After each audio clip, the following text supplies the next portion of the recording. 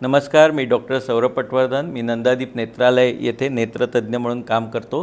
आजकाल तुम्हाला माहितीच आहे की स्क्रीनचा आणि मोबाईलचा वापर हा अत्यंत वाढलेला आहे आणि आता हा फक्त कामापुरता मर्यादित नसून बराचसा काळ हा एंटरटेनमेंट किंवा करमणुकीसाठी सुद्धा आपण या मोबाईलचा वापर करत असतो. बऱ्याच लोकांना ही एक शंका असते की मी जर मोबाईल बराच काळ वापरला तर त्याच्यामुळे माझ्या डोळ्यामध्ये काही परमनंट त्याचा दुष्परिणाम होणार आहे का?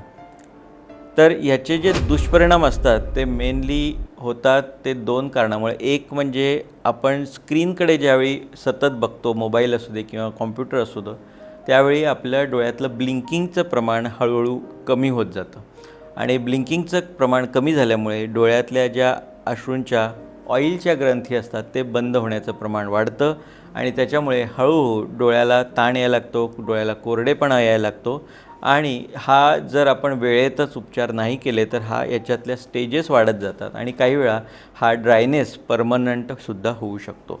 त्यामुळे हा एक मोठा धोका मोबाईलच्या अतिरिक्त वापरानं होत असतो. दुसरा एक धोका मोबाईलच्या अतिरिक्त वापरानं हा होतो की बऱ्याचदा जर तुम्ही रात्री मोबाईल जास्त वेळ बघत असाल, स्क्रीनचा वापर सतत जास्त वेळ होत असेल तर त्याचा परिणाम तुमच्या झोपेवर सुद्धा होऊ शकतो. असं लक्षात आलेलं आहे की जेवढं आपण स्क्रीन जास्त यूज करू तेवढा आपल्याला झोपेवर त्याचा परिणाम होणार आहे आणि ज्यावेळी तुमच्या डोळ्याला विश्रांती व्यवस्थित मिळत नाही त्यावेळी डोळ्याची जी रिकव्हरी पिरियड आहे तोच डोळ्याला मिळत नाही आणि त्याच्यामुळे सुद्धा होणारे डोळ्याचे त्रास हे वाढत जातात.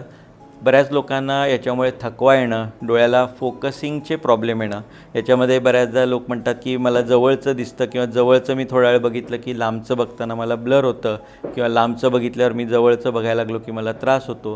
काही वेळा डबल दिसणं, डोकेदुखी होणं, डोळे थकणं, डोळे लाल होणे, खाजवणे, डोकं दुखणं, मान दुखणं, हे सगळे प्रकार हे बऱ्याचदा ह्या मोबाईलच्या अतिरिक्त वापरामुळे होऊ शकतात.